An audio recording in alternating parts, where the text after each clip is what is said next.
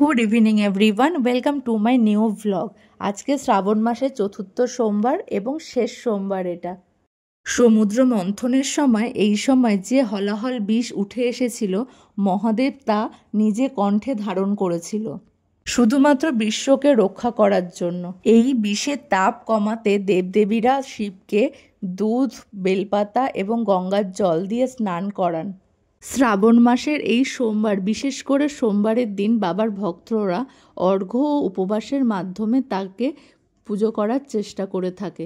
অবিবাহিত নারীরা শুভ জীবনসঙ্গী পাওয়ার কামনা করে থাকে, আর তেমন বিবাহিত নারীরাও সংসারের সুখ সমৃদ্ধি বৃদ্ধির জন্য এই ব্রত করে থাকে। আমরা চলে এসেছি মামা বাড়িতে। আজকে বিকেলবেলা মামা বাড়িতে ত্রিনাথের মেলার আয়োজন করা হয়েছিল, তো ত্রিনাথের শাস্ত্র বলে আজকে সন্ধ্যায় শুরু হয়েছিল, তারপর গান বাজনা কীর্তন দিয়ে শেষ হয়েছিল।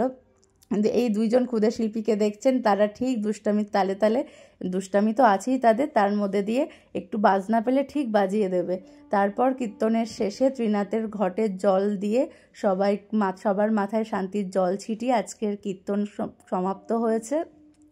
তারপর খিচুড়ি, আলুর দম আর পায়েস প্রসাদ হিসেবে সবাই খেয়ে দিয়ে আমরা সবাই বাড়িতে আজকের দিনটা এভাবেই কাটালাম। ভিডিওটা কেমন লাগলো জানাতে ভুলবেন না। প্লিজ লাইক কমেন্ট করে পাশে থাকবেন।